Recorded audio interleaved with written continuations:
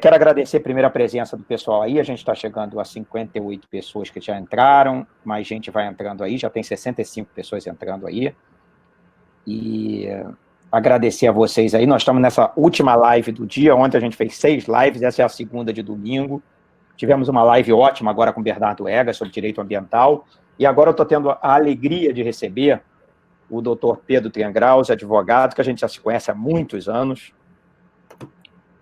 também, veio do movimento estudantil da PUC do Rio de Janeiro, foi lá um grande líder do direito na universidade, defensor dos alunos da PUC do Rio de Janeiro, e a PUC é sempre muito aliada nossa, e Pedro atualmente é advogado, né? FIFA Master, coordenador acadêmico do curso da Fundação Getúlio Vargas, FIFA, CIES em Gestão de Esporte, membro do Conselho Empresarial do Esporte da Associação Comercial do Rio de Janeiro e sócio de Triangraus e Gonçalves Advogados Associados. O Pedro é um dos advogados mais famosos aí que nós temos no Brasil em direito desportivo.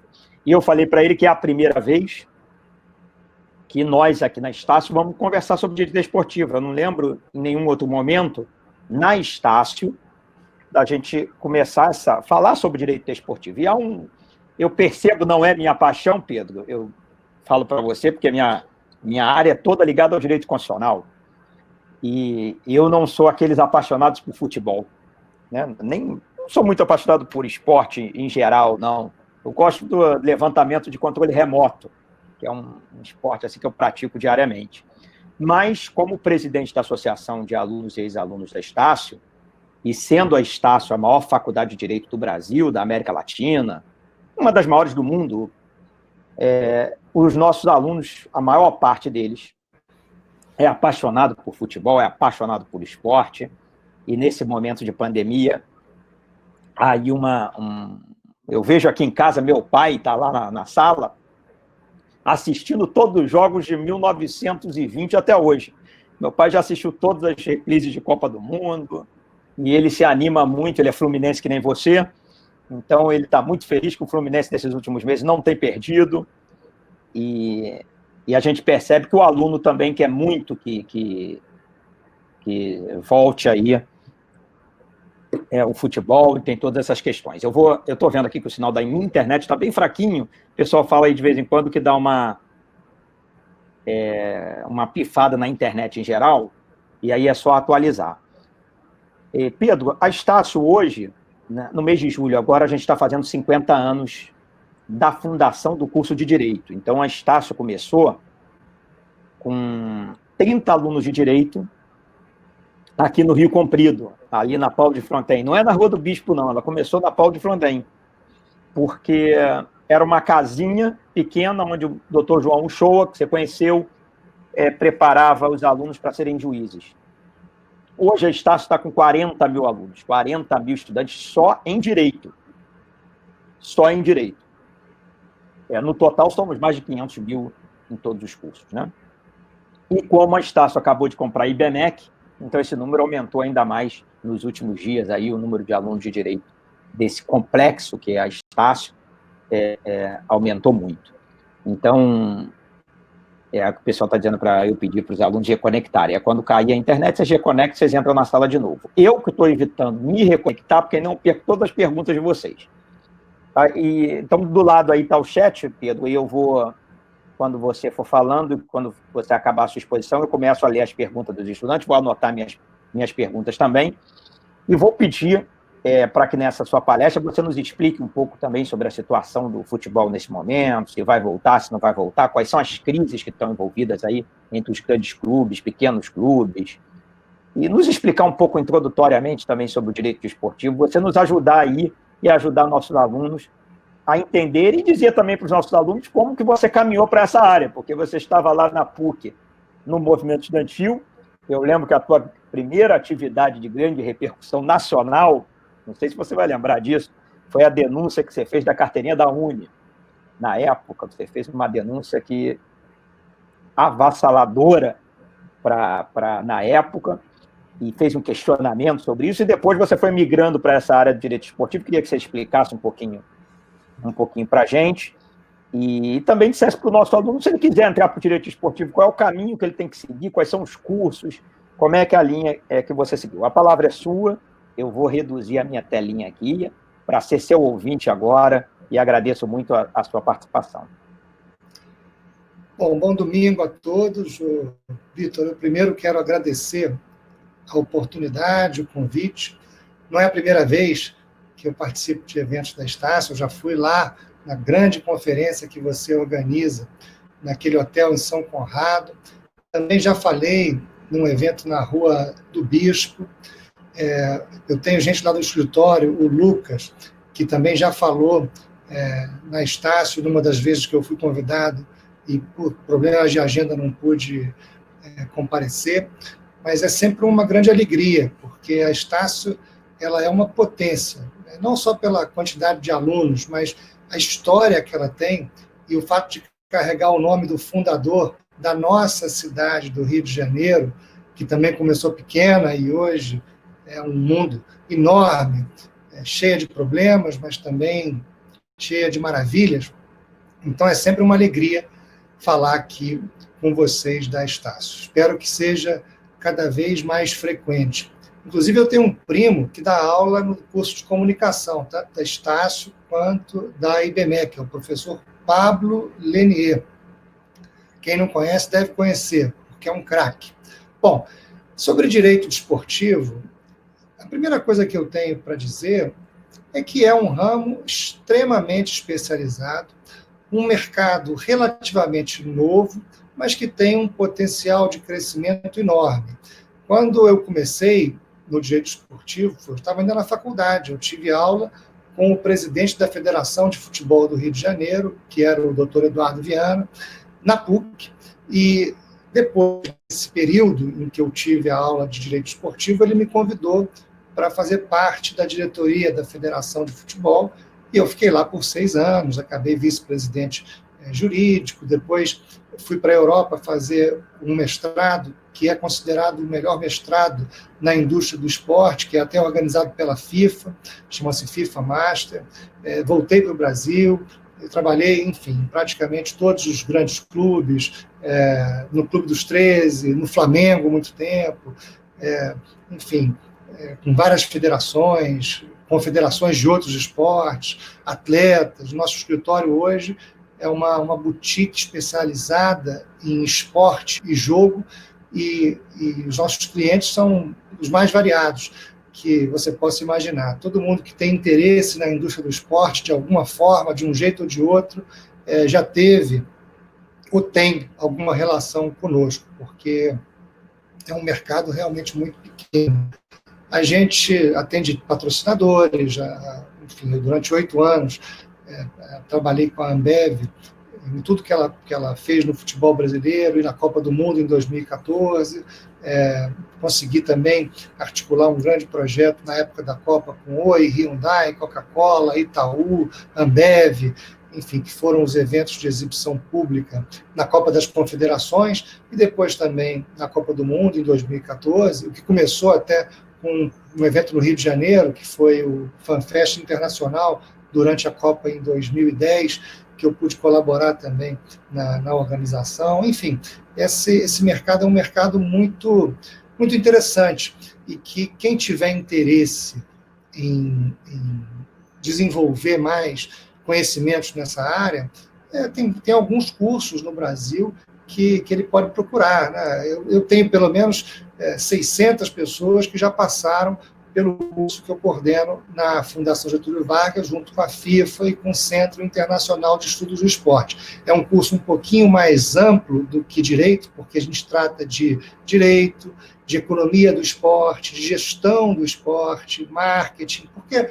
Vitor e nossos ouvintes, nesse domingo, a diferença de um advogado para outro nos fundamentos do direito não pode ser tão grande, porque todos nós estudamos os mesmos livros, enfim, fizemos faculdade de direito, passamos na prova da OAB, então os fundamentos sobre a teoria geral dos contratos, sobre o processo civil, sobre os ramos do direito em geral, não podem ser tão diferentes. Agora, o conhecimento que cada um de nós desenvolve no mercado em que atua acaba sendo um grande diferencial. E eu digo conhecimentos, não só conhecimentos teóricos, acadêmicos, mas práticos, das pessoas, que se pode interconectar e aprender umas com as outras no mercado, no dia a dia. Então, quando as pessoas se aprofundam um pouco mais em outras áreas do conhecimento deste mercado, elas acabam construindo um diferencial em relação aos outros advogados, porque ela tem condições de preparar melhor um contrato, porque ela conhece a matéria daquele contrato, e não só a forma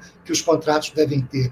Ela consegue enxergar melhor as oportunidades, os desafios, as armadilhas, porque já viveu nesse ramo, porque conhece de outros carnavais, consegue interconectar pessoas para gerar negócios para os seus clientes, para ajudar os seus clientes a prosperar, enfim, e agregando valor a eles, não somente com a prática formal jurídica. Então, esse curso que a gente tem lá tem essa visão um pouco mais ampla, mais holística, e por isso é uma boa opção para quem quiser se aprofundar um pouco mais, não só no direito do esporte, mas no esporte como um todo.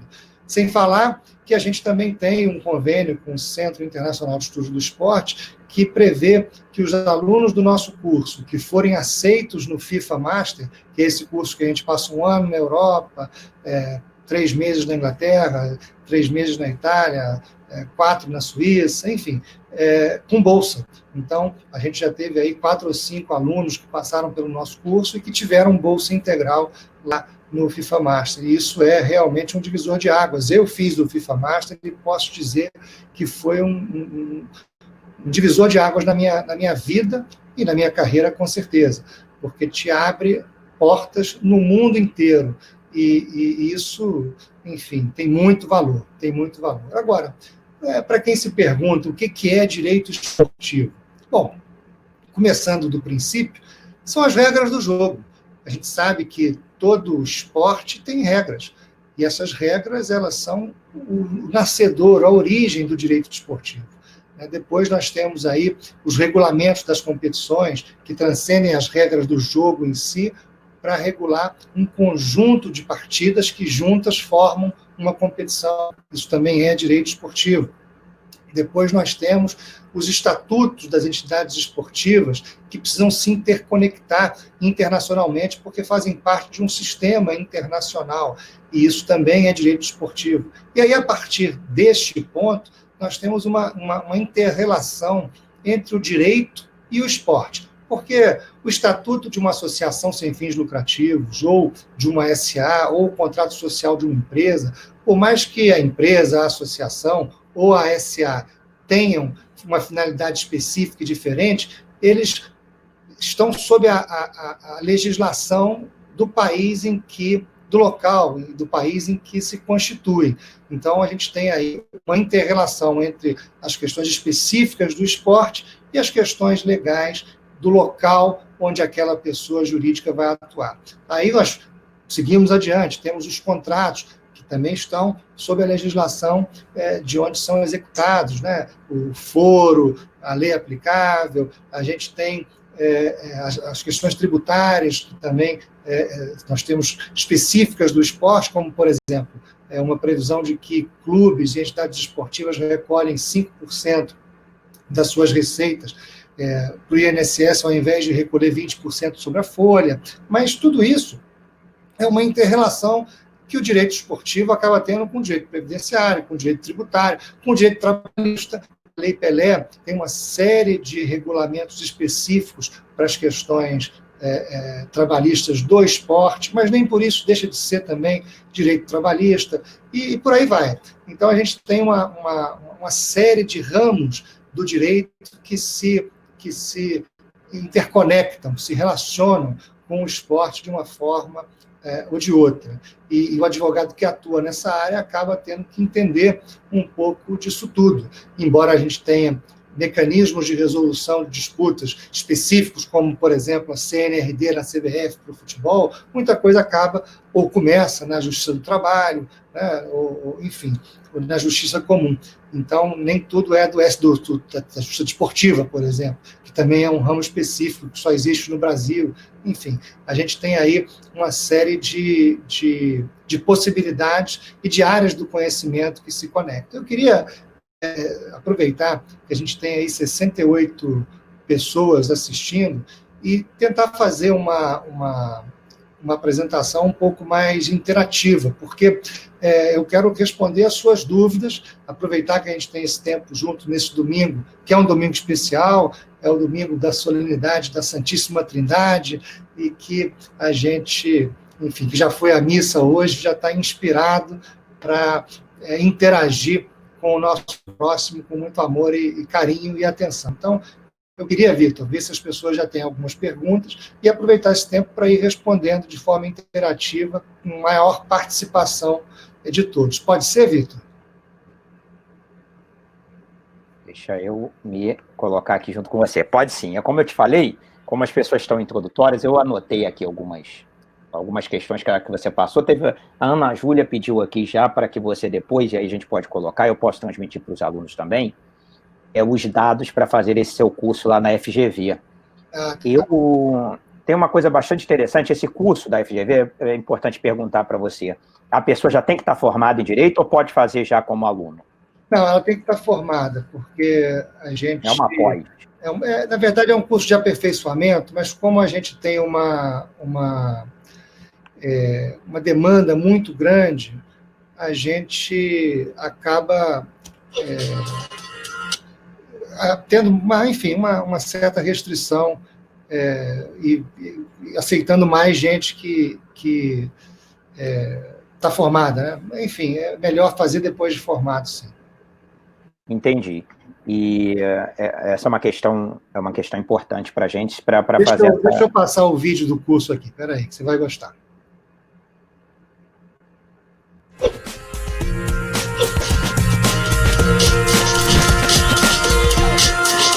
Se você é apaixonado por esporte e também acha que pode contribuir para melhorar o esporte brasileiro, o seu lugar é aqui com a gente. Na FGV nós temos um curso online com a FIFA e com o Centro Internacional de Estudos do Esporte, que é a tática perfeita para a vitória dentro e fora de campo. Para trabalhar no esporte, não basta buscar um emprego, tem que assumir uma missão, uma razão de vida. E para isso tem que se qualificar. A oportunidade está aqui, é só entrar nesse link, se inscrever, mudar a sua vida e nos ajudar a mudar o esporte brasileiro.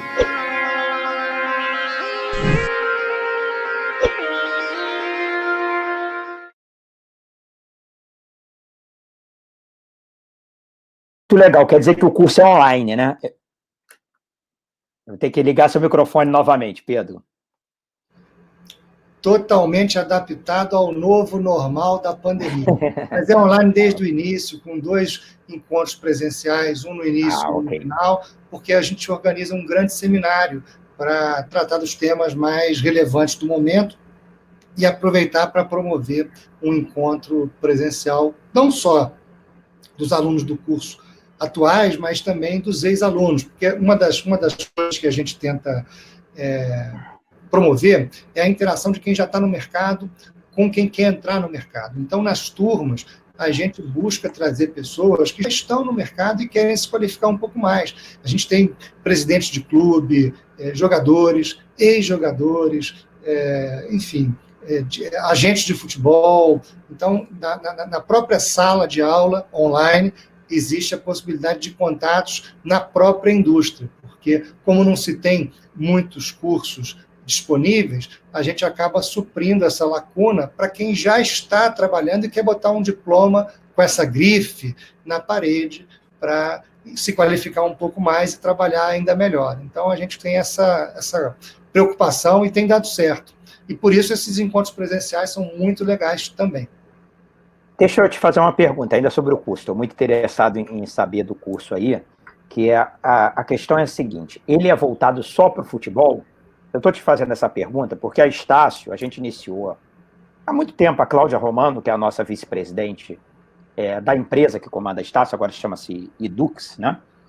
Ela iniciou uma parceria há muito tempo de patrocinar jogadores, times, tem o basquete do Flamengo, por exemplo, e principalmente a gente fornecer ensino à distância para os jogadores de futebol, de basquete, de tênis, porque às vezes a pessoa está imbuído na carreira, mas não tem formação acadêmica, né? Então a pergunta esse curso seu é específico somente para quem quer trabalhar na área de futebol ou para trabalhar em qualquer área de esportivo? Para todos os esportes. A gente, inclusive, tem vários jogadores de basquete. O Marcel, grande craque do basquete brasileiro, foi nosso aluno. A gente tem alunos do futebol de salão, da seleção de futebol de salão, a gente do futebol feminino, enfim, nadadores. A gente tem gente de todas as manifestações esportivas, todas as modalidades, até do esporte paralímpico. A gente teve vários alunos que vieram também do esporte paralímpico. Agora, do ponto de vista econômico, é fundamental compreender que a grande locomotiva do esporte brasileiro é o futebol. Porque, para dar uma noção do que isso representa, o Flamengo tem um orçamento anual 3 vezes maior do que todo o movimento olímpico brasileiro. Então, a gente soma o que recebe a Confederação Brasileira de Vôlei, a Confederação Brasileira de Basquete, todo o Comitê Olímpico Brasileiro, o Comitê Paralímpico Brasileiro.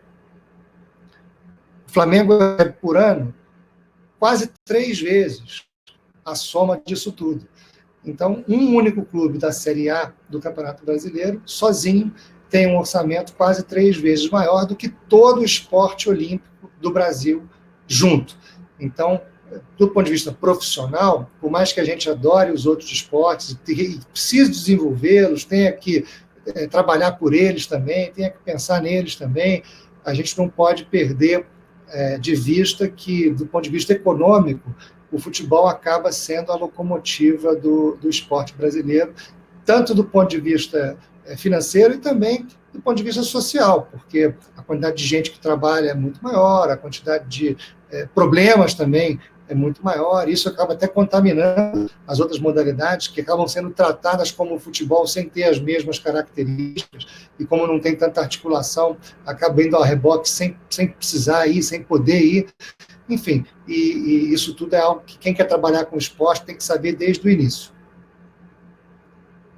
A Ana está perguntando aqui, que ela diz que gostaria de saber mais especificamente as especificações da relação do direito do trabalho com o direito desportivo.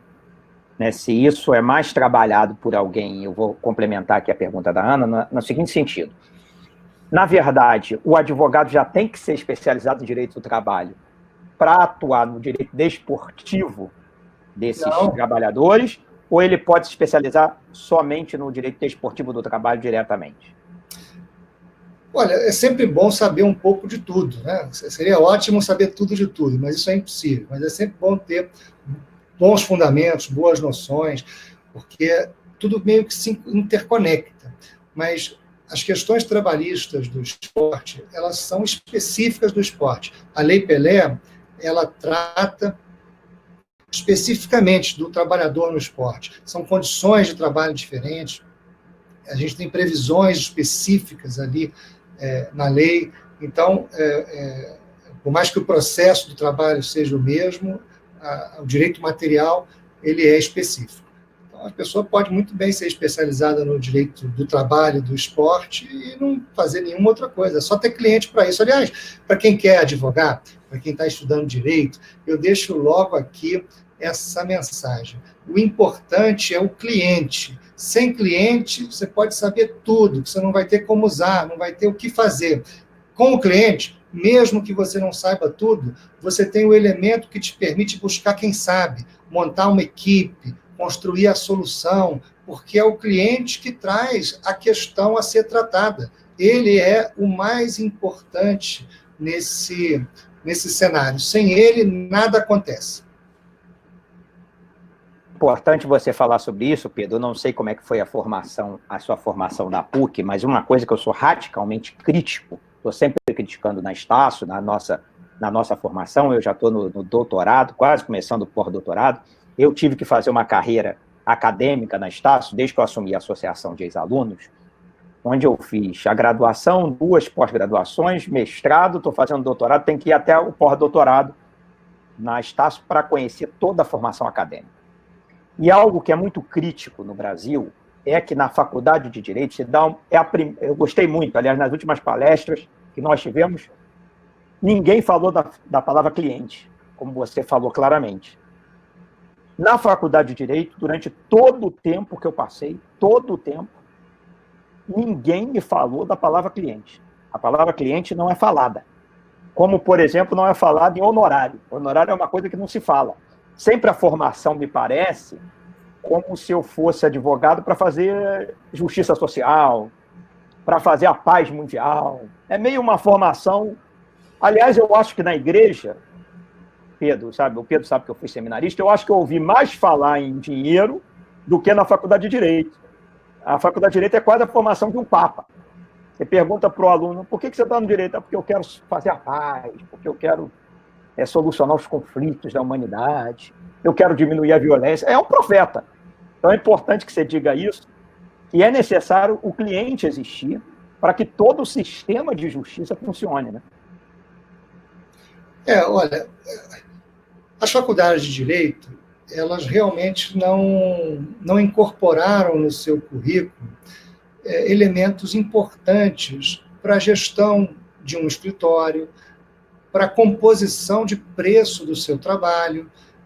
É tudo muito, muito empírico depois que a gente começa a advogar. Muita gente não consegue aprender isso nunca, tanto que nunca tem um cliente seu. A gente tem muitos advogados que passam a vida inteira trabalhando num escritório de outras pessoas, porque são essas outras pessoas que têm os clientes, aqueles que desenvolvem um pouco mais esse espírito empreendedor e que conseguem compreender melhor essa dinâmica do contato com o cliente, essa dinâmica da composição do preço dos serviços, da negociação dos honorários e da qualidade do trabalho, porque trazer o cliente é um ponto importante, fundamental. Manter o cliente, atender bem ao cliente, é outro ponto fundamental. Eu conheço muito advogado que quando o cliente liga, ele, puxa, esse cara me ligando, esse cliente me ligando. Ora, a gente vive num país em que a justiça não tem a rapidez que muitas vezes a gente esperaria.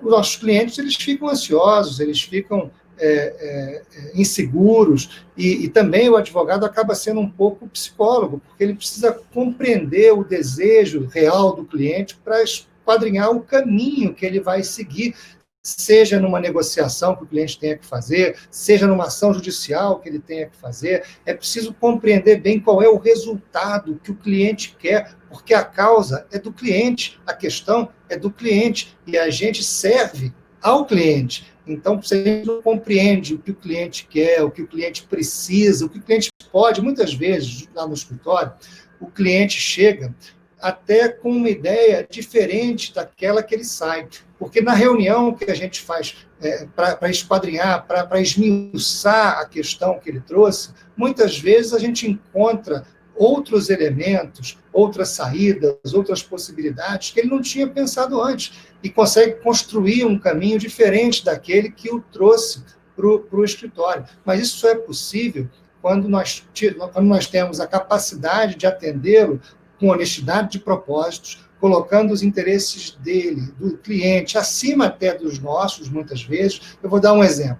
A gente tem aí casos em que é possível chegar a um acordo em que o valor total transacionado será menor do que o valor que ele, porventura, pode conseguir na justiça. Se os nossos honorários são proporcionais ao que nosso cliente vai ganhar, o nosso interesse em primeira instância talvez fosse buscar o caminho onde o cliente fosse ganhar mais. Mas, olha, o dinheiro tem valor no tempo, talvez ele precise receber um pouco antes, ele possa fazer um acordo e recompor com aquela outra parte, construir uma outra história. Então, nós temos que ter com o cliente a maior atenção, o maior carinho e a maior consideração para compreender quais são as possibilidades para a questão que ele trouxe e para que a gente trabalhe de acordo com o interesse dele, que muitas vezes pode não ser diretamente o mesmo que o nosso nessa perspectiva de honorários. Por isso que essa coisa que você falou,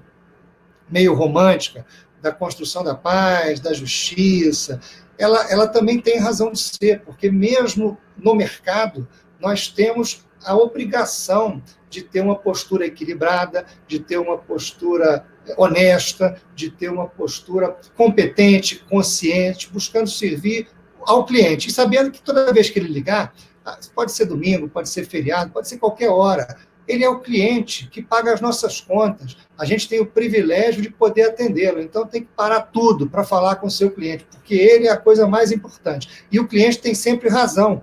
Tem sempre razão. Tanto quando te escolhe, quando deixa ele te escolher. Porque muitas vezes isso acontece. Agora, a gente tem que saber que essa habilidade ela precisa ser trabalhada por todos nós que estamos no mercado. E as faculdades de Direito, eu não tenho notícia de nenhuma que incorpore no seu currículo uma matéria de empreendedorismo, de gestão do escritório. Por exemplo, muitas vezes o advogado ele não faz as contas do que custa o escritório. Eu, quando entro num escritório desses de 4 andares, 5 andares, salas de reunião maravilhosas, tudo aquilo tem um custo.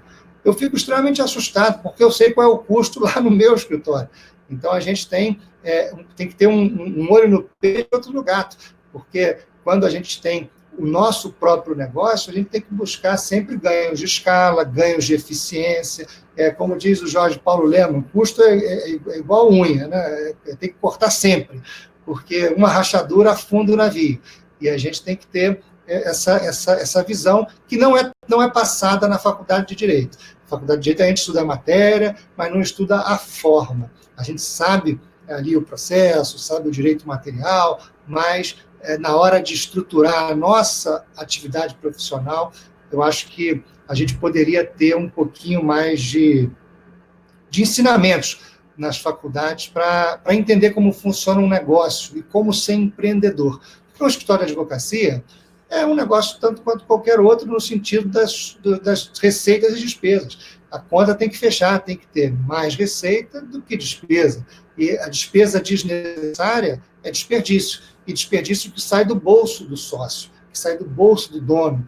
E o advogado, às vezes, não tem essa compreensão porque nunca foi chamado a pensar nesse sentido.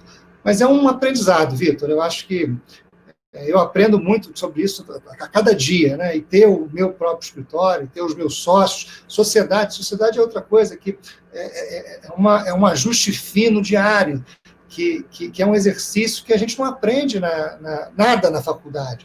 Como funciona uma sociedade de advogados, como se divide os honorários, como se divide os proventos, né? A gente podia ter um pouquinho desses ensinamentos na faculdade, seria ótimo. Eu fico muito feliz de ouvir isso e você partilhar com nossos alunos. Eu, por exemplo, lá na UAB, Pedro, eu sou presidente da Comissão de Advocacia Pro Bono, né? Advocacia gratuita. E eu tenho impedido realmente, eu vou te falar que tem impedido. Todo dia eu recebo e-mail de alguém que quer fazer parte da Comissão de Advocacia Pro Bono, e são advogados em início de carreira, que querem advogar gratuitamente. E eu sou completamente contra esse conceito. Completamente contra. Eu acho que a advocacia pro bono é para aquele advogado que já tem condições de estabelecer a sua vida e deseja, de maneira pro bono, de maneira caritativa, dedicar parte do seu tempo a pessoas que precisam. Não o advogado que não tem causa nenhuma, não tem condição nenhuma, não conseguiu ganhar nenhum centavo, ele começar a pagar para trabalhar, né? Eu gosto sempre de citar o exemplo da defensoria, porque o aluno, ele sempre acha bonito a defensoria pública, como se o defensor trabalhasse gratuitamente. E o defensor ganha 20 mil reais por mês, de início de conversa. Então, ele não trabalha gratuitamente. Então, é importante você dizer essa figura do cliente. Eu gostei muito dessa tua palavra, para que os alunos também possam entender que eles precisam aprender isso para terem sucesso. Olha, a Ana...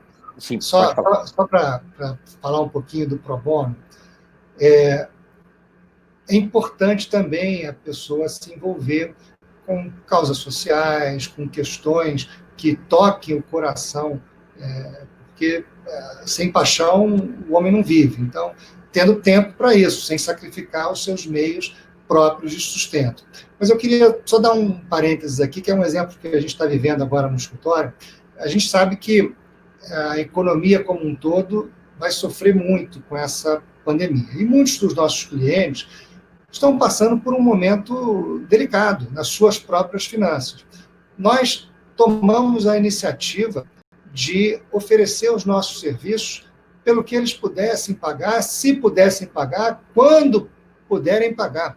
Porque no momento em que a dificuldade se apresenta, é que a gente conhece as pessoas. E nós decidimos lá no escritório continuar atendendo mesmo aqueles que, porventura, não pudessem continuar pagando nesse momento.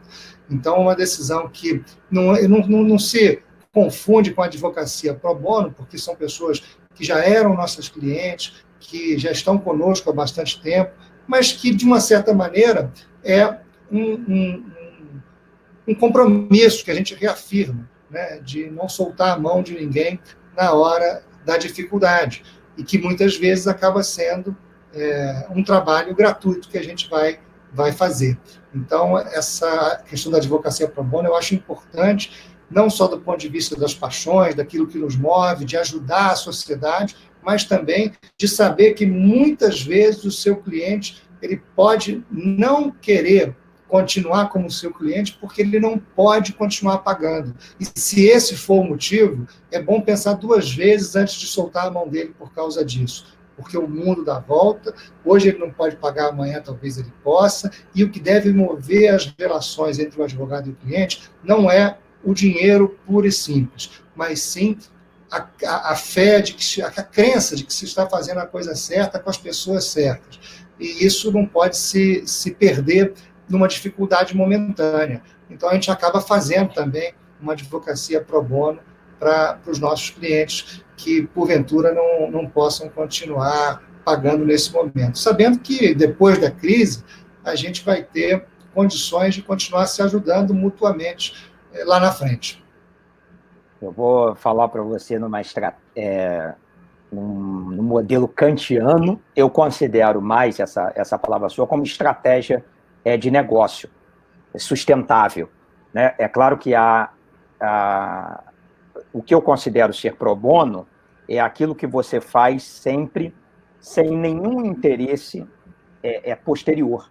Mas por que esse modelo se confunde? Só para a gente fazer esse bate-papo, Pedro, eu sei que você se interessa sobre esse assunto, seria tema das minhas pesquisas, mas depois eu mudei o tema. Mas essa diferença pro bono nosso para o pro bono americano, por exemplo, ela vem justamente da nossa herança católica romana, né? Nós tivemos sempre, e você conseguiu escapulir disso, apesar da sua formação muito forte da Igreja Católica, mas por causa de suas viagens e dos seus cursos. Mas a formação católica, ela sempre foi muito crítica com relação à palavra lucro.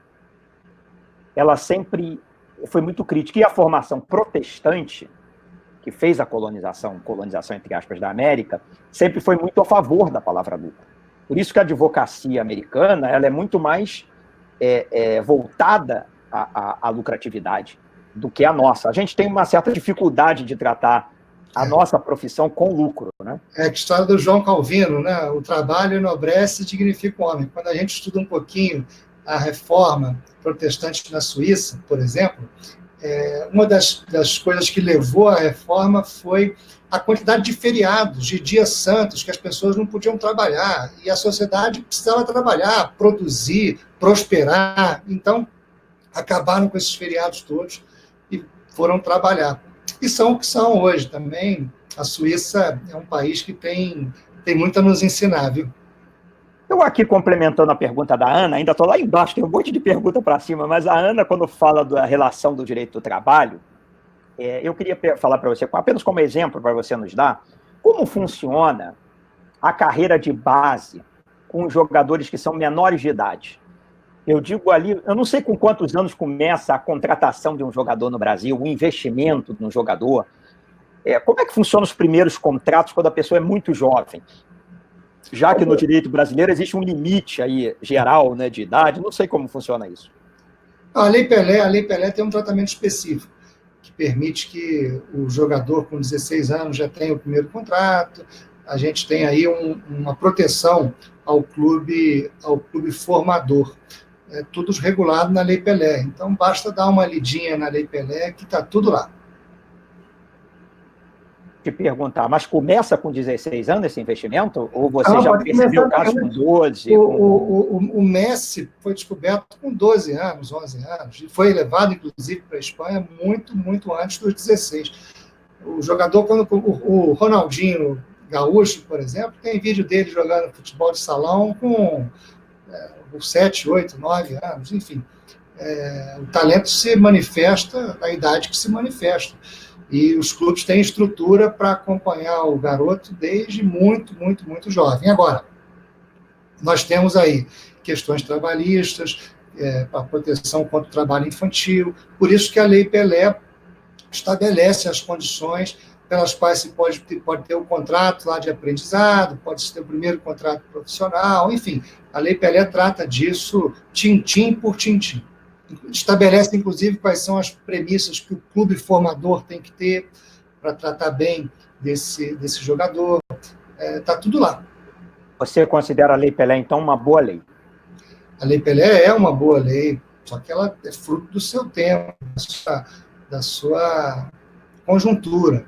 A gente tem avanços muito grandes com a Lei Pelé e com as suas reformas. Em 2011, teve uma grande reforma na Lei Pelé, cujo relator foi o deputado Zé Rocha, que é do Vitória, da Bahia, um grande deputado, fez um grande trabalho.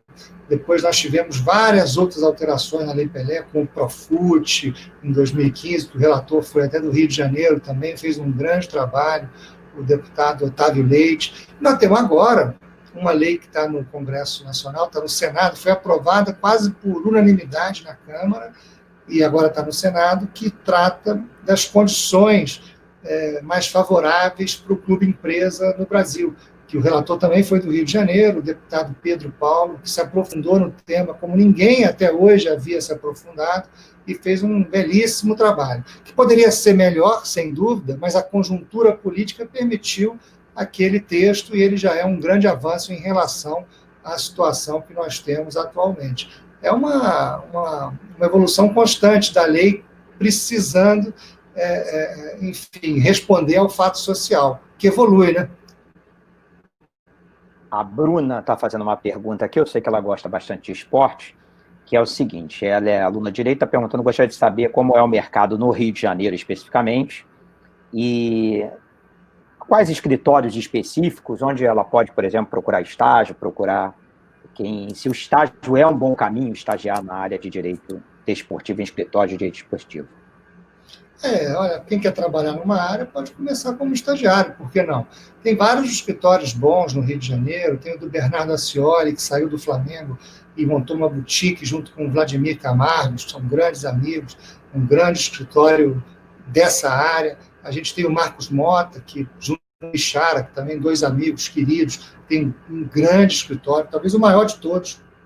Lá o nosso escritório, que é uma boutique pequenininha, a gente tem um estagiário, enfim, mas também poderia ser uma opção. E tem o Marcelo Jucá, que também é da OAB, é o presidente da Comissão de Direito Desportivo da OAB do Rio de Janeiro, um grande advogado, enfim, tem vários clientes na área, advogado da Confederação Brasileira de Tênis de Mesa, da Confederação Brasileira de Desportos Aquáticos, da Federação de Futebol do Rio de Janeiro, enfim, são vários os escritórios, não são muitos, mas são vários, porque mais de um são vários, né, Vitor? Aqui a Conceição de Maria está perguntando, e essa é uma pergunta boa, né? Se o direito internacional é fundamental para o direito esportivo, e eu vou complementar perguntando se saber inglês, francês, outras línguas facilita, ou nesse mercado aqui no Rio de Janeiro é possível levar sem esses conhecimentos? Falar inglês hoje é fundamental. Sem falar outras línguas, principalmente o inglês, fica muito difícil qualquer perspectiva internacional de qualquer trabalho. E a gente não quer nunca ficar preso. A gente quer poder voar, né? A gente quer poder fazer o máximo que se pode fazer. Então, imagina que o advogado comece a assessorar um empresário de jogadores que descobre um grande talento que vai jogar na Inglaterra.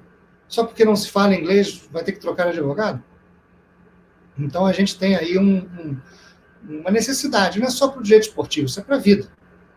Conseguir se comunicar com o mundo é importante, sim. Agora, quem não fala inglês continua tendo um mercado relativamente grande, né, no Brasil.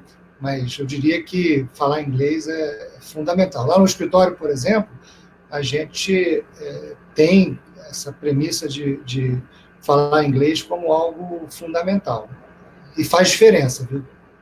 A legislação internacional, esse conhecimento, como é que a pessoa passa a ter conhecimento da legislação internacional de direito esportivo? Se existe isso, eu não sei se existe. O esporte faz parte de um sistema.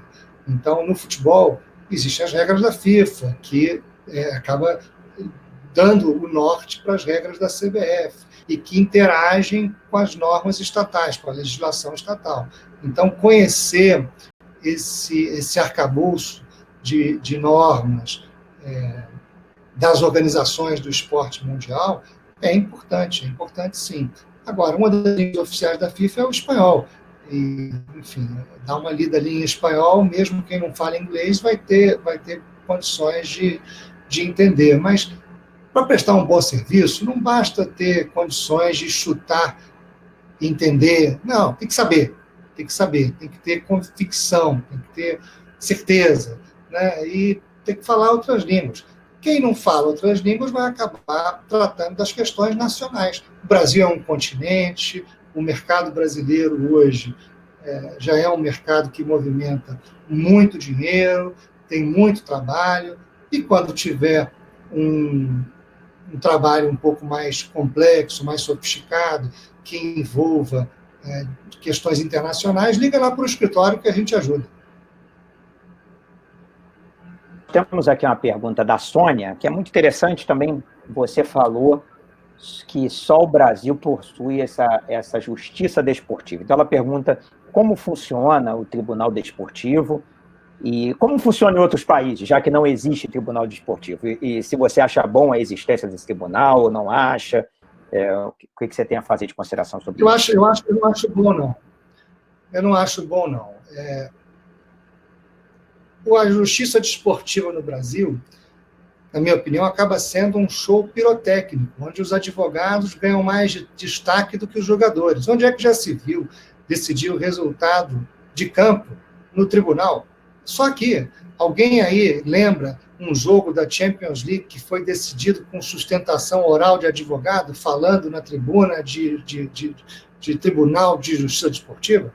Alguém aí consegue lembrar de um jogo da Premier League na Inglaterra, onde o advogado definiu o resultado?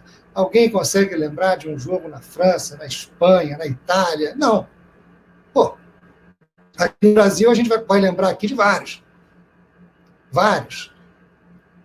julgamentos onde se decidiu até quem era e quem não era rebaixado para a segunda divisão, quem subia e quem não subia. Isso é um contrassenso, é um absurdo. Só existe no Brasil. E eu acho que tem que acabar. Nada contra as pessoas que estão lá, são meus amigos, são pessoas competentes, não são responsáveis pelo sistema, porque não foram os criadores desse sistema. Nós herdamos esse sistema. E talvez a gente tenha a responsabilidade de reformar esse sistema.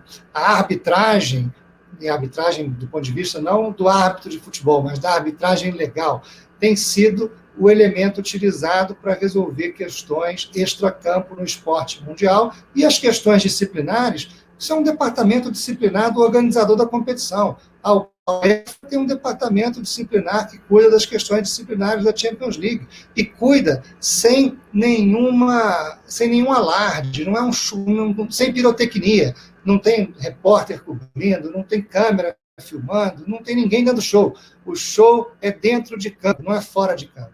E o Brasil infelizmente, ainda não tem um sistema que privilegie o show dentro de campo, em detrimento desse show pirotécnico que os advogados fazem fora de campo na justiça desportiva. E, aliás, é um contrassenso ainda maior imaginar que é um trabalho voluntário, onde as pessoas não ganham nada para fazer aquilo e tem que ficar julgando questões que têm implicações, principalmente no futebol, de uma ordem de grandeza enorme, tanto do ponto de vista econômico quanto social. Então, a responsabilidade é cada vez maior, sem nenhuma remuneração. Isso não pode dar certo por muito tempo. A pergunta do Rodrigo Gomes é: qual é a relação do nosso direito desportivo com as federações desportivas? Né? E como é que funciona essa relação do dia a dia? Olha, o Brasil tem um sistema que funciona assim. As entidades amadoras, elas se organizam em ligas municipais. Essas ligas municipais, junto com os clubes profissionais, formam as federações estaduais. As federações estaduais, juntas, formam a confederação daquela modalidade. E a confederação daquela modalidade, que representa o esporte no território brasileiro, participa da entidade internacional que organiza o esporte no mundo. Então, as ligas municipais e os clubes profissionais de futebol formam as federações estaduais de futebol. As ligas municipais e os clubes profissionais de outros esportes vão formando esse sistema, essa pirâmide do sistema esportivo brasileiro. E cada uma dessas entidades tem os seus estatutos, tem as suas regras e fazem parte desse sistema interconectado internacional. Considera, Pedro, esse sistema nosso no Brasil, eu vou usar a palavra democracia, não é a palavra melhor, é só para o entendimento, democrático entre os clubes, e por que pelo menos na imprensa, né, tantos escândalos envolvendo essas entidades no Brasil? Olha, esse sistema ele não é democrático porque ele foi criado pela ditadura do Estado Novo. Getúlio Vargas, em 1941, baixa um decreto 3.199, dizendo como os clubes deveriam se organizar, como as ligas, como as federações, como as confederações, e então ele cria de cima para baixo esse sistema que nós temos hoje. Então, chamar de democrático algo criado pela ditadura não é algo muito, enfim, correto, né? No mínimo paradoxal. Então, não é democrático. Segundo, a arquitetura institucional do esporte brasileiro, ela ainda não amadureceu o suficiente para enfrentar os desafios que o mercado impõe no século XXI. Na Europa, houve um movimento, na maioria dos países, de obrigar os clubes a se organizarem como empresa, os clubes de futebol profissional, porque eles exercem uma atividade empresarial. Imagina que quando esses esportes todos nasceram, não era um negócio, não tinha dinheiro, não tinha televisão, não tinha patrocinador, não tinha bilheteria, tinha um grupo de pessoas que queria praticar esporte e pagava para isso. Então era daí que vinha o dinheiro dos clubes, do bolso dos seus membros, da contribuição que cada um dos membros fazia.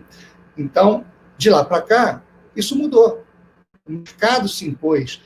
O esporte se transformou num negócio bilionário e a gente continua com estruturas que foram criadas para contar os tostões da contribuição que os membros faziam e que não tinha superávit. A contribuição era calculada em cima da despesa que havia.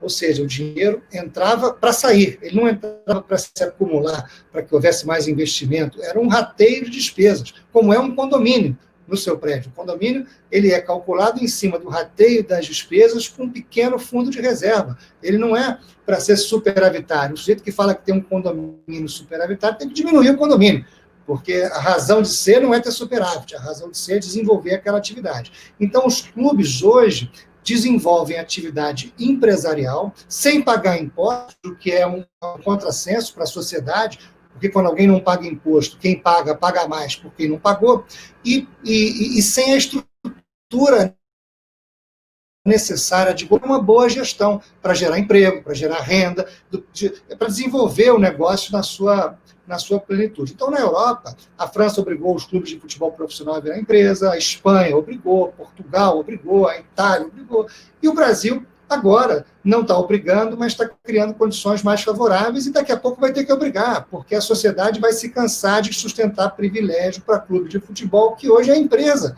travestida de associação sem fins lucrativos. Então, a arquitetura institucional do futebol brasileiro precisa amadurecer. Um outro ponto importante é que não adianta ser empresa se o negócio não for bom. Para o negócio ser bom, nós vimos como faz. O mundo inteiro já encontrou essa fórmula. É a criação de ligas profissionais. A Inglaterra, quando criou a Liga, a Premier League, deu um salto no futebol inglês. A França, a mesma coisa. A Itália, a mesma coisa. Os Estados Unidos, a mesma coisa. A gente continua insistindo num modelo que foi desenhado pela ditadura do Estado Novo, num cenário em que o esporte não tinha dinheiro, era sustentado pelo Estado, a sociedade diretamente sustentava ou pelo Estado ou pela sua contribuição. Ora, esse modelo que a gente tem hoje não pode dar certo no século XXI. Precisa de ajuste, precisa melhorar, precisa romper com essas amarras que seguram todo o sistema num passado longínquo, distante, onde o esporte ainda não era um negócio. Então, a gente está num momento muito singular, Vitor, e essa pandemia pode acelerar esse processo, porque os clubes já vinham numa dificuldade muito grande e a crise de liquidez tem tudo para virar uma crise de insolvência. E o Estado precisar atuar muito firme para modernizar essas estruturas e permitir que elas saiam da crise mais fortes do que entraram. Eu fiquei até impressionado com a sua declaração dessa regulação do Estado numa atividade esportiva, né? Me parece que isso não é atribuição do Estado entrar dessa maneira de definir como funciona, como não funciona. Isso deveria ser uma tarefa do Estado. Vitor, cabe ao Estado definir como a atividade econômica se organiza. É claro que não cabe ao Estado exercer a atividade econômica, mas os parâmetros é ele quem estabelece. Quando alguém quer criar um banco, tem que cumprir uma série de parâmetros. Quando alguém quer montar uma igreja, tem que cumprir uma série de parâmetros. Vai constituir uma pessoa jurídica de tal maneira. Um partido político tem tais requisitos. Ora, é natural que o Estado diga quais são os requisitos que se deve ter para criar um clube de futebol, para conduzir uma determinada atividade. Ele não vai ter o clube de futebol dele. Agora, o que acontece hoje é o seguinte, o Estado diz que não se mete, mas ele sustenta. Cada programa de refinanciamento que ele faz das dívidas dos clubes, ele continua sustentando. Cada real que ele destina para a atividade esportiva, através de lei de incentivo ao esporte, loteria, emendas, convênios, programas, ele continua intervindo de uma certa maneira, ele continua direcionando. Agora, seria muito mais inteligente modificar de uma vez por todas essas estruturas para que elas tenham condições de se desenvolver por si. E outra coisa, aquilo que não tiver viabilidade tem que poder acabar. Não pode continuar como um zumbi eternamente carregando um passivo impagável que prejudica a sociedade inteira. As coisas precisam evoluir, se reciclar, algumas coisas terminam, outras coisas começam. O esporte popular no Brasil, no início do século XX, era o remo.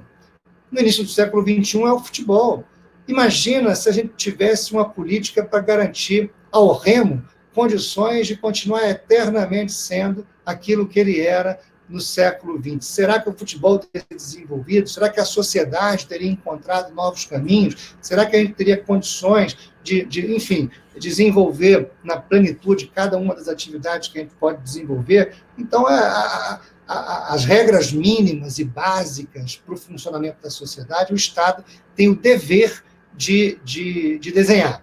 E isso ele não fez ainda em relação ao futebol. A gente tem uma estrutura criada pela ditadura do Estado Novo, que ganhou autonomia pela Constituição de 88, mas que não consegue se autotransformar porque ela foi criada para ficar engessada.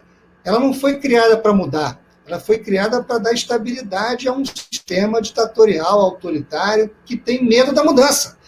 Então, esse sistema que a gente tem, ele precisa ser repensado, e cabe ao Estado definir essas bases sobre as quais se desenvolverá essa atividade daqui para frente. A Lucimari aqui, ela volta a falar sobre o trabalhista, e eu vou integrar a tudo isso que você falou agora, nesse momento, que eu acho interessantíssimo. Você usou essa palavra que algumas situações têm que acabar. Alguns empreendimentos que não deram certo, né? Mas me parece o seguinte, é sobre a questão da equidade entre grandes clubes e pequenos clubes. Né? O direito trabalhista é igual para os dois, eu não sei se é, mas eu imagino que seja. Eu sei que grande parte das dívidas do clube, eu acompanhei aqui no América Futebol Clube, aqui perto de casa, hoje aquela maravilhosa sede agora acabou, vai virar um shopping, já está, não sei se você já passou, já está tudo destruído para ser um shopping.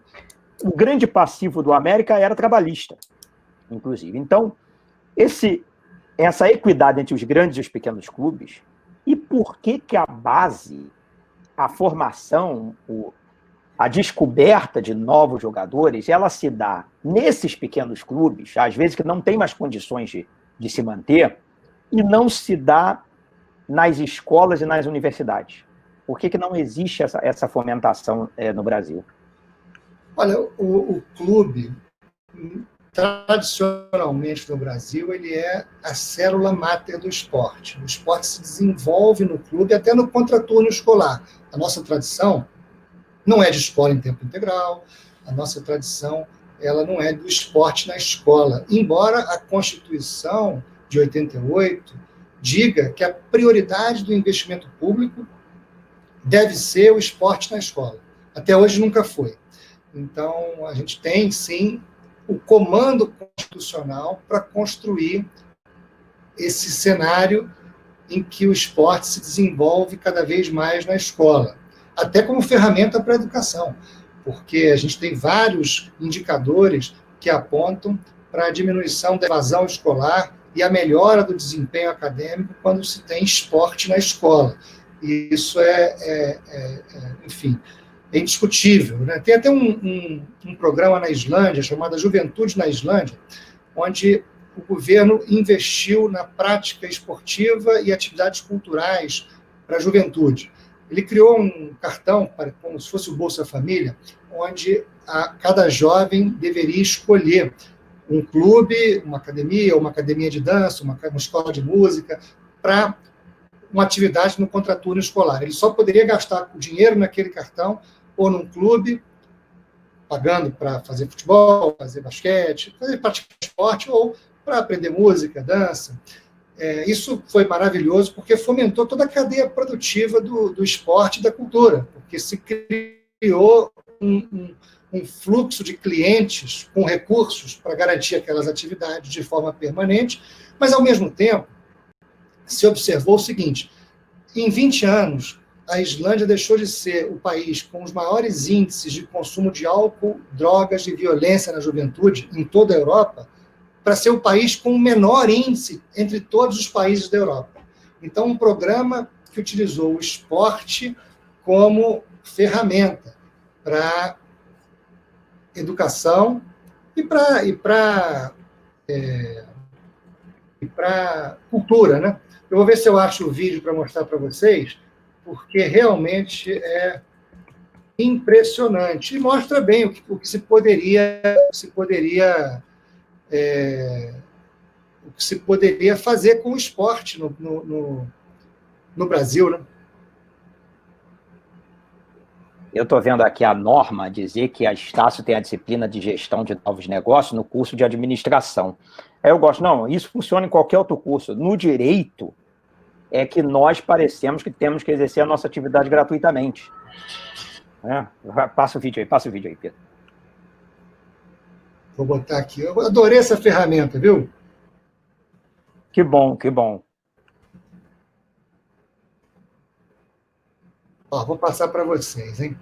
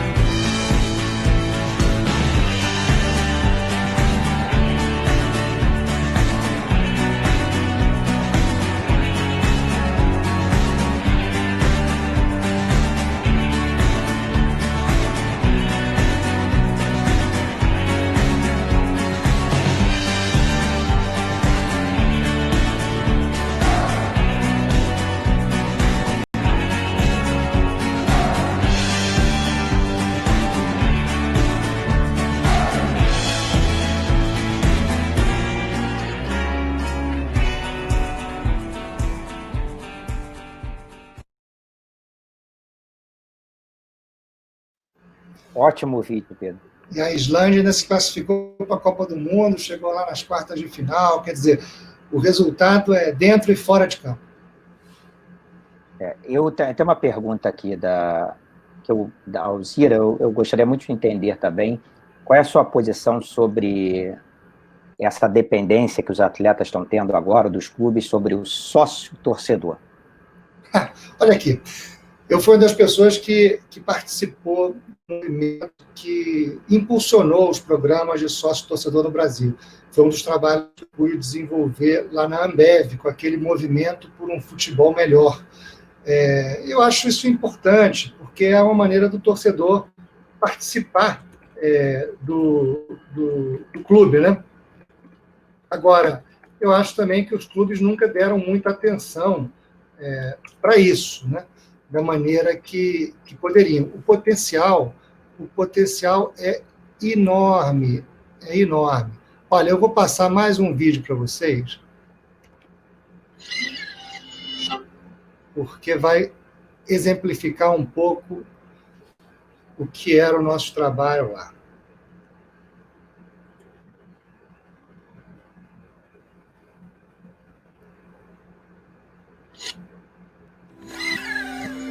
Bem-vindo ao Movimento por um Futebol Melhor. Ele é a união de torcedores, clubes e grandes empresas que acreditam que o nosso futebol tem um potencial gigante para se desenvolver mais. Com melhores estruturas para as equipes, estádios modernos e maiores craques jogando aqui, vamos ajudar a fazer tudo que o país do futebol sempre mereceu. Para entrar nesse movimento, tem que ter amor à camisa e ao bolso. Tem que ser fanático por futebol, mas também por descontos. Tudo começa com uma carteirinha de sócio na mão. Isso mesmo, você precisa ser sócio do seu time do coração. O que eu vi em todos esses anos de Europa foram milhões de sócios apoiando seus times nos estádios sempre lotados, fazendo com que seus clubes crescessem e ficassem enormes aos olhos do mundo. E é isso que está acontecendo agora aqui no Brasil. Só que ainda melhor, como você nunca viu, os benefícios dos sócios deixaram de ser simplesmente na compra de ingressos. É claro que os programas de sócios já existem, mas nunca tiveram as vantagens que você vai ter agora, torcedor. A grande novidade são os descontos inéditos em serviços e nas compras de supermercado. São vários produtos participantes que você paga mais barato e em várias redes credenciadas e espalhadas pelo país. Virou sócio, pagou a mensalidade, fez suas compras. É só dar o CPF no caixa. Na nota fiscal ainda aparece o quanto você economizou. Você vai ver, os descontos podem ser maiores que a mensalidade. Vai valer a pena ser sócio mesmo se você não conseguir ir no estádio. E assim todo mundo vai ganhar, os torcedores e os clubes. Tudo para fazer o nosso futebol finalmente ser do tamanho do Brasil. Chegou a hora, junte-se a nós. Seja sócio do seu time. Movimento por um futebol melhor. Ganha o futebol, ganha o torcedor.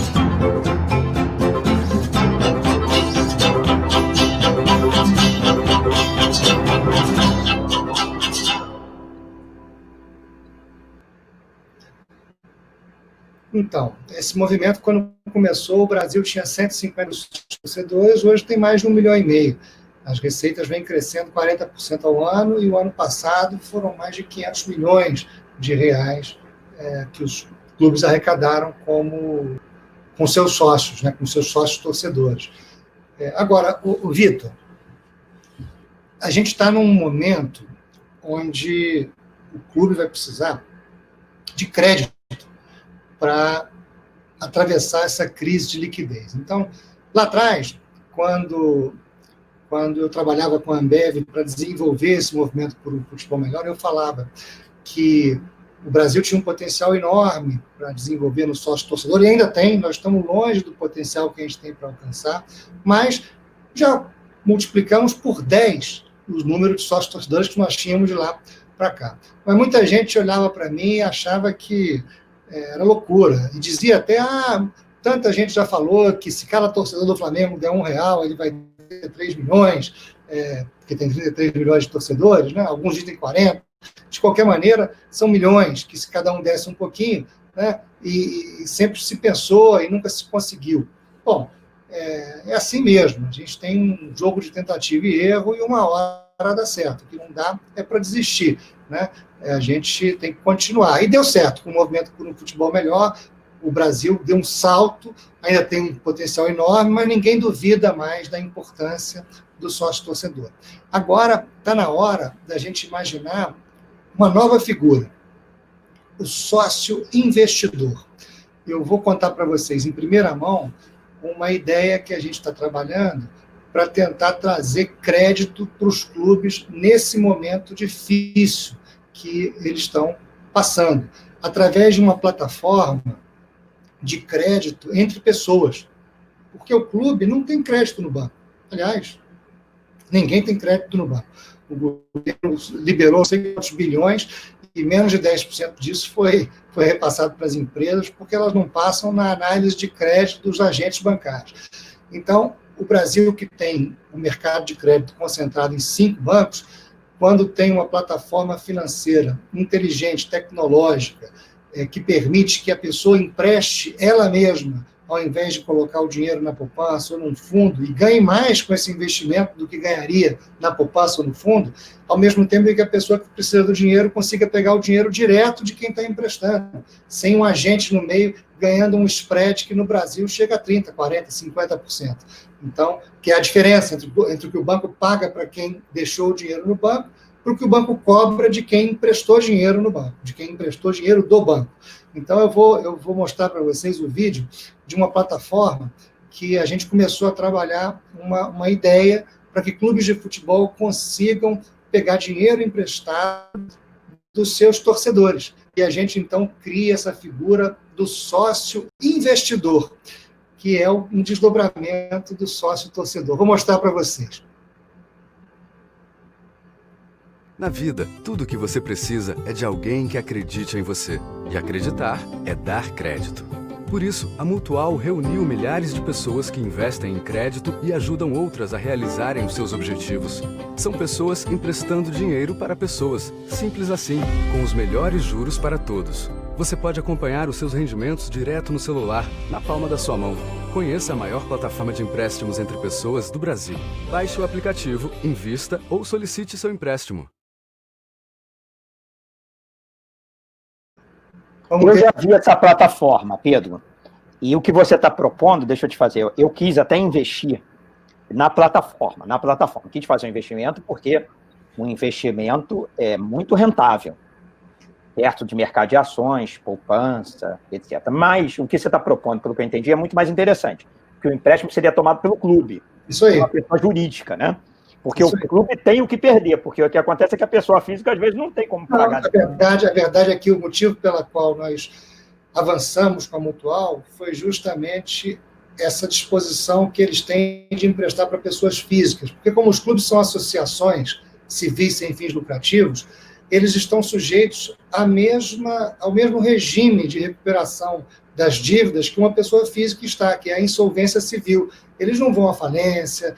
O clube tem um regime parecido, igual ao da pessoa física. Então, por isso que a Mutual, na minha opinião, acaba sendo a plataforma mais adequada.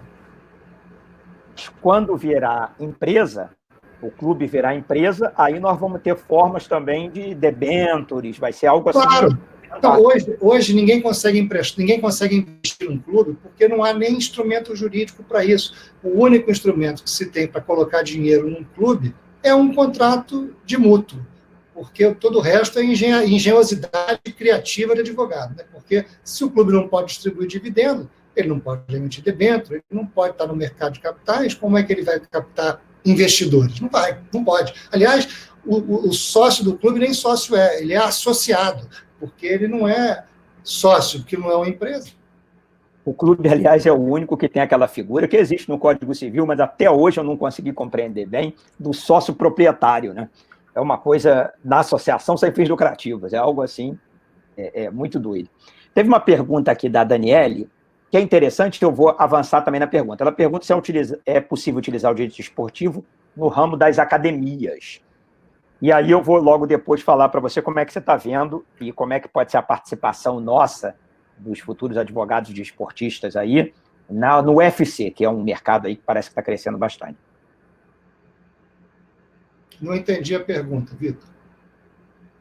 Vou de novo. A pergunta dela é se o direito esportivo poderia ser utilizado no ramo das academias.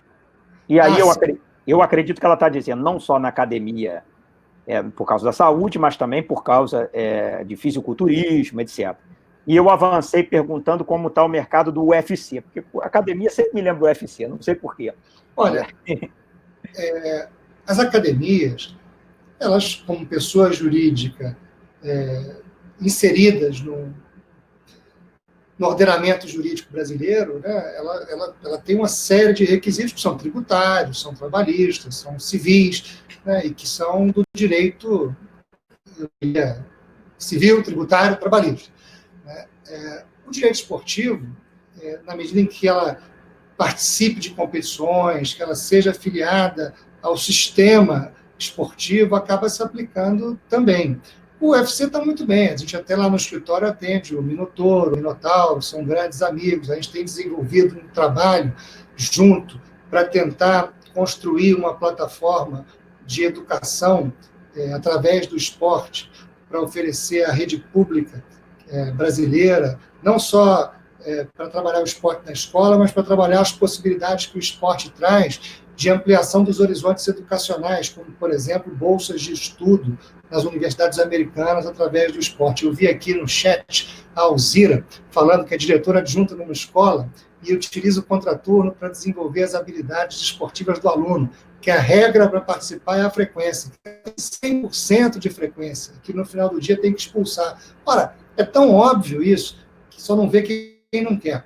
O esporte é uma ferramenta importante para a educação, para a saúde, para a segurança pública, para o meio ambiente, uma série de políticas transversais que o nosso Brasil poderia aproveitar. Investir em saúde não é só construir hospital. Aliás, a construção de hospital atende quem está doente. Investir em saúde é investir em saneamento básico, em alimentação saudável, em esporte, em qualidade de vida, para pessoas não ficarem doentes. Então, enfim, fica essa reflexão aí para a gente nesse domingo da Santíssima Trindade.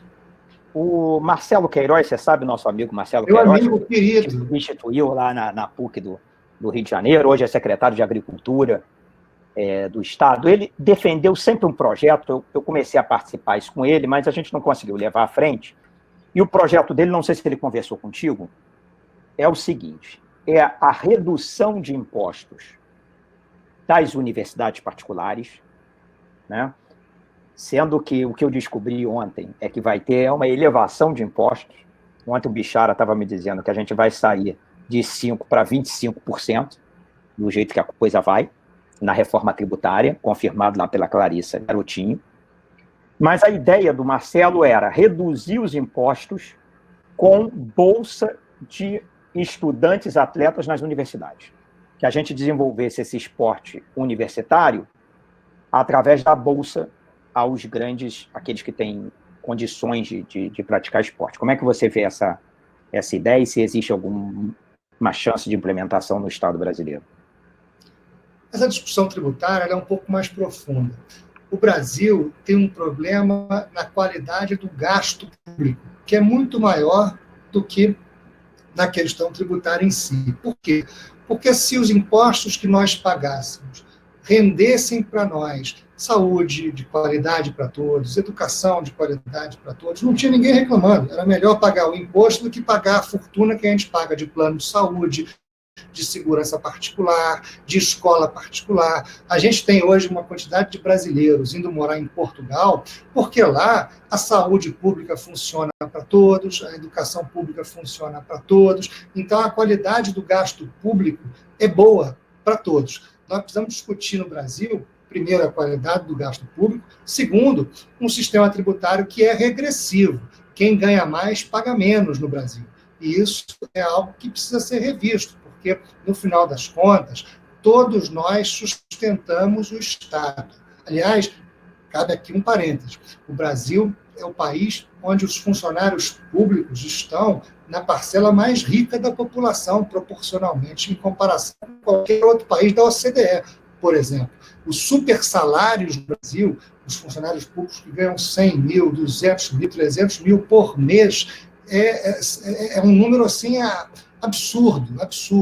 E as estruturas do Estado que são sustentadas pela sociedade também. Imagina o seguinte, se o Estado vive de uma parcela do que a sociedade produz, porque o imposto é isso, o imposto é uma parcela do que a sociedade produz destinada para que o Estado redistribua de uma forma equitativa e inteligente para a própria sociedade. Isso aqui é o imposto. Ele não pode ser maior do que a sociedade. Então, se ele é maior do que a própria sociedade, ele acaba consumindo tudo que a sociedade produz. E isso não pode levar muito longe. Na França, levou a Revolução Francesa, com a população passando fome e a rainha perguntando por que eles não comiam brioche. Né? A gente tem um problema tributário importante a ser discutido no Brasil, mas tão importante quanto, ou até mais importante do que o quanto a gente paga de imposto, é como esse imposto é utilizado. Ora, eu tô passando essa quarentena no interior de Minas Gerais. E aqui, a Unimed construiu um hospital novinho, com quase 100 leitos, tudo que há de mais moderno, uma coisa realmente de primeiro mundo. Custou 120 milhões de reais. Como é que o governador do Rio de Janeiro, para construir uma tenda temporária com uma meia dúzia de equipamentos, quer gastar 250 milhões de reais para fazer um hospital de campanha que até hoje não ficou pronto? Quer dizer, essa é a qualidade do gasto público no Brasil, é o nosso imposto, é o meu imposto, o seu imposto. Então, eu tenho tido muito contato com gente lá fora, e volta e meia, a gente tem que fazer o planejamento tributário. O que a gente faz aqui no Brasil, a estruturação empresarial, a pejotização do trabalho, quem ganha um pouquinho mais acaba montando uma empresa para receber como pessoa jurídica, para fugir dos encargos sobre a folha, é algo que vem acontecendo cada vez mais no Brasil, em uma quantidade enorme de profissões. E nós, advogados, acabamos lidando com isso diariamente, porque volta e meia a Receita autua determinados profissionais. Enfim, mas o caso é que eu quero contar para vocês que eu assessorando uma pessoa em Portugal, fomos para uma reunião com um contador em Portugal para estruturar o negócio que ele queria fazer, que esse cliente queria fazer lá. E lá pelas tantas, a gente perguntou como seria a melhor maneira de estruturar para a questão tributária. A contadora portuguesa, ela simplesmente disse, mas vocês, brasileiros, sempre querendo fugir dos impostos, vocês não sabem que os impostos é que sustentam a saúde, sustentam a educação, com orgulho, ela falando isso tudo com orgulho. E a gente vê como Portugal se comportou nessa pandemia, por exemplo, e entende o porquê desse orgulho, porque a saúde pública funciona para todo mundo, ninguém precisa pagar plano de saúde, a escola tem qualidade para todo mundo, ninguém precisa pagar uma fortuna numa escola particular, e a gente vê para onde está indo o dinheiro público. E a gente vê que um juiz de direito em Portugal, ele não ganha a fortuna que ganha um juiz aqui. Como é que um juiz pode, no Brasil, ganhar mais do que um juiz ganha em euros em Portugal? Alguma coisa precisa ser revista nesse quadro. Porque quando um advogado ganha milhões, ele está correndo os riscos do mercado, ele pode não ganhar nada. São riscos do mercado, da atividade empresarial. Qual é o risco de um funcionário público? Ele espera o fim do mês para receber o seu salário. Ora, nessa pandemia, a sociedade inteira está cortando na carne para sobreviver. Teve uma medida provisória permitindo o corte unilateral, a redução unilateral dos salários, ou seja, a indústria, a sociedade em geral, as empresas, elas estão cortando na carne para sobreviver. Os funcionários públicos não cortaram em nada, continuam recebendo o mesmo que recebiam. Então, a gente tem essa questão mais ampla para discutir no Brasil, que é a qualidade do gasto público. Desde o que se gasta em infraestrutura até com o que se gasta em pessoal. A qualidade do gasto público no Brasil está aquém do que a sociedade brasileira merece e precisa. Caminhando para o nosso final, Pedro, a gente gostaria de fazer a pergunta para você, acho que todo mundo quer saber se o futebol volta, quando volta. Eu ouvi dizer se volta com o estádio, partidas fechadas, se não volta, quem paga os custos do estádio e da operação dos estádios estiverem fechados, se os campeonatos terminam ou não terminam, como é que você vê essa situação? O futebol volta, com certeza. A gente tem aí protocolos de segurança sendo discutidos, com várias entidades participando, no mundo inteiro, provavelmente com portões fechados, depois talvez com um distanciamento um pouco maior, mas sem dúvida o futebol volta. Não sei quando, mas enfim, vai voltar. Tudo vai voltar. Se os portões estão fechados, Pedro, e os clubes já estão numa situação de insolvência, quem paga os custos de uma operação como o Maracanã e toda a operação que envolve o futebol acontecer? Não entendi, Vitor. Se não tem receita. Não, claro que tem receita. Se passa na televisão, tem receita, tem direitos de televisão sendo comprados, tem programa de sócio-torcedor. A receita de bilheteria é importante, mas ela não é a maior receita dos clubes hoje em dia. A maior receita vem da televisão e ela continua pagando. Não sei se continua pagando quanto pagava, porque os seus anunciantes também sentirão os efeitos dessa pandemia. O poder de compra do consumidor tem tudo para ser seriamente afetado. Se ele não consegue mais consumir, as empresas vendem menos, se vendem menos, tem menos dinheiro para investir em iniciativas de marketing. E tendo menos dinheiro para investir no marketing, vão ter menos dinheiro para comprar anúncios na televisão, e a televisão vai arrecadar menos dinheiro para pagar pelos direitos de transmissão, porque a economia é uma engrenagem de peças interconectadas e que tem o seu equilíbrio no movimento. Se parar, cai. Então, esses circuitos que mantêm a economia do futebol funcionando precisam ser irrigados. Por isso que eu acho que é bem possível que o governo tenha que entrar firme num pacote não só para o futebol, para as empresas em geral, como já vem fazendo, mas também para o futebol, e aí ajudar o futebol não é só colocar dinheiro na economia do futebol, é ajudar a reestruturar essas estruturas que já não vinham bem antes da pandemia. O futebol brasileiro ele já fazia parte do grupo de risco do coronavírus, né, com uma estrutura velha, obsoleta, com problemas de gestão, em crise de liquidez. É preciso aproveitar esse momento com um freio de arrumação, para que a gente consiga sair mais forte ainda do que estava antes. A gente está vendo aqui o Gilmar perguntando se eu concordo que o problema da distribuição de renda está em quem gere. Sem dúvida, sem dúvida. O gestor público hoje não vem fazendo um bom trabalho, não. Infelizmente. A pergunta, voltando aí, você falando da televisão, quando a gente fala da televisão, praticamente a gente está falando da Globo, né? Essa é uma pergunta. Qual é a importância da Globo para o futebol brasileiro, ou tem alguma alternativa para que isso mude aí? Porque, por exemplo, eu junto já a pergunta, para não tomar muito seu tempo, da Globo com relação à Fórmula 1. Né? E parece que a Fórmula 1 está querendo fazer uma gestão própria aí de canal privativo, de canal pago, e não quer mais assinar exclusivamente com a Globo. Como que você vê isso também com relação ao futebol?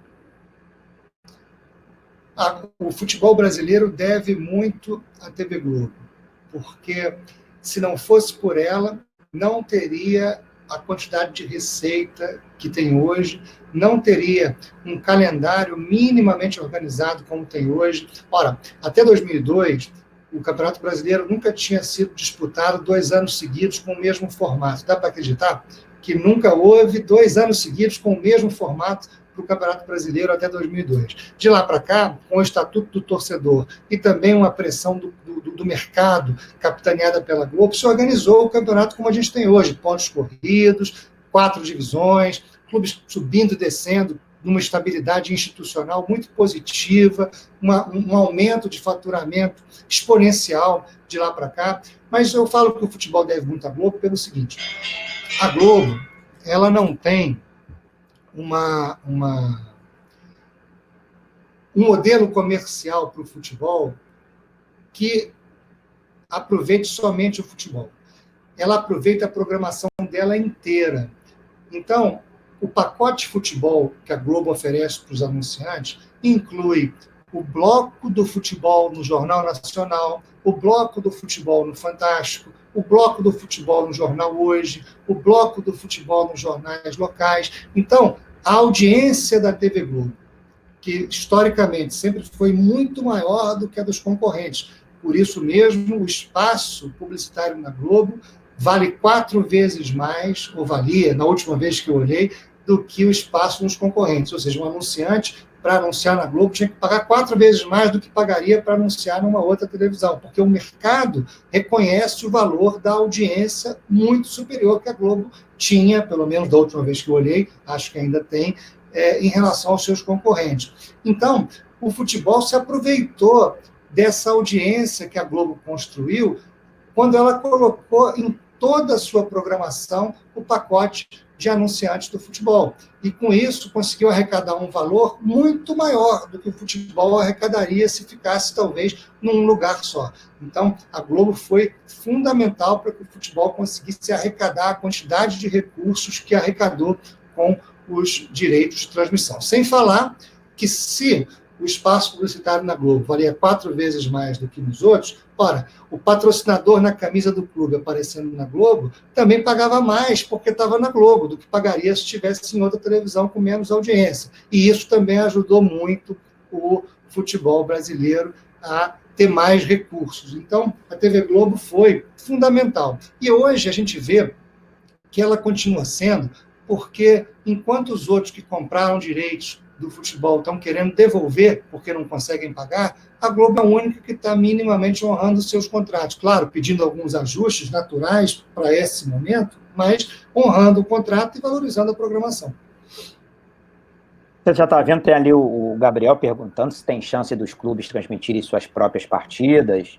E eu volto a perguntar para você sobre a Fórmula 1, como é que você vê essa solução aí, também Rio de Janeiro e São Paulo na mesma disputa, a gente não ter piloto da Fórmula 1 há bastante tempo aí parece que a formação de base da nossa Fórmula 1 também está bem complicada. Olha aqui, sem dúvida que existe uma tendência de novos mecanismos de transmissão, plataformas OTTs, internet, a relação direta com o torcedor. É preciso organizar isso, sim, existe uma tendência para esse sentido, né? Eu vejo aqui, e nisso tem chance, sim, dos clubes transmitirem a própria partida. Não sei se vai ser no padrão Globo de qualidade, mas eles têm hoje condições de fazer isso. Agora, o Rodrigo pergunta também se eu acredito que o monopólio da empresa Globo prejudica o esporte. Não. Primeiro porque não tem monopólio. Você vê hoje aí que teve mais gente comprando direitos e esse pessoal quer devolver os direitos. Então, não há um monopólio prejudicial na medida em que o mercado no Brasil se organiza dessa maneira e é positivo hoje para o futebol que esse produto esteja alinhado com a estratégia de uma TV Globo, que é o maior player. Todo mundo quer estar na Globo. O futebol não? Estou vendo aqui, o Jorge mandou uma pergunta privada, eu sempre peço para eles colocarem em pública, mas às vezes na hora de mexer, ele pergunta por que o presidente de um clube não é preso quando descobertas irregularidades fiscais em sua administração. Essa é uma ótima pergunta pelo seguinte: o Brasil não tem tipificado o crime de corrupção privada. O Brasil ainda está muito longe dessa noção de gestão desleal. A própria gestão temerária prevista na lei do Profut, ela caiu por terra quando a própria lei estabeleceu que o presidente deveria processar a si mesmo com autorização da Assembleia Geral para ser responsabilizado. Então, realmente, é uma dificuldade grande ainda no Brasil responsabilizar essas má práticas, né, as más práticas dos gestores, né, de clubes, porque eles não são nem privados nem públicos. E ficam num limbo, não são nem empresas, nem associações, e a legislação brasileira ainda não é madura o suficiente para tratar dessas questões. Por isso. Pedro, eu gostaria de agradecer muito, tem muita pergunta ainda para fazer, mas o tempo, já estamos a 1h40 aí, minutos de live. Eu tenho que te agradecer muito. Tem a pergunta para falar do Ministério do Esporte, o fim do Ministério do Esporte, o Gabriel falando que a Amazon vai patrocinar o Flamengo. Queria falar também da época que você se candidatou a presidente do Fluminense, o que você teria feito diferente aí na sua gestão de clube. mas quero te agradecer muito. Queria saber se você já lançou algum livro ou está prevendo lançar algum livro, de que forma. Vamos ver se a gente faz alguns cursos juntos e talvez na própria Estácio. Eu sei do seu compromisso com a FGV, mas ter a Estácio na sua mente aí para os nossos alunos, pelo menos curso introdutório para o pessoal que quer começar. E agradecer muito a você a sua participação e dar a palavra aí para você se despedir dos nossos colegas e mandar uma mensagem de incentivo. Olha, eu sou professor lá da FGV, tenho um curso lá, mas eu tento atender a todos os convites que me fazem para falar sobre direito esportivo, para dar aula, porque conhecimento se divide, se multiplica e se constrói em conjunto. E a gente precisa construir massa crítica para trabalhar no esporte brasileiro, para ajudar a desenvolver o esporte brasileiro. Então, a gente sabe que o dia tem só 24 horas, nem sempre a gente consegue fazer tudo que a gente quer, mas eu queria realmente, Vitor, estimular essa ideia de criar essa cadeira eletiva na Faculdade de Direito, para direito esportivo, que não seja eu, professor, pode ser, enfim, tem tanta gente boa aí para dar essas aulas, e eu me comprometo a ajudar a construir o currículo, a ajudar a dar algumas aulas, a trazer gente para dar aula, enfim, tomara que a gente tenha o direito esportivo na FGV, na PUC, na IBMEC, na Estácio, enfim, em todos os lugares, porque é uma matéria que pode abrir mercado para o estudante de direito quando ele se formar, mas, ao mesmo tempo, é uma matéria que mexe com a paixão de muita gente e que simplesmente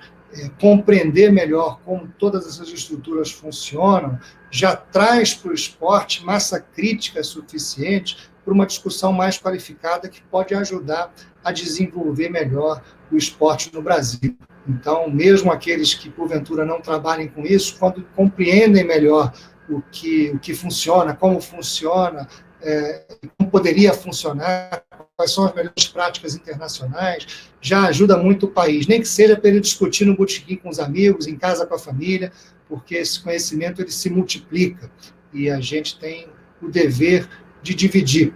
Então, eu fico aqui muito agradecido pela oportunidade, Vitor, e estimulando para que a Estácio siga nesse caminho. Conta comigo no que eu puder ajudar. Obrigado, Pedro. A gente se vê e muito obrigado pela sua participação. Agradeço muito a sua participação aí conosco, tá? Eu um forte abraço. Um abração.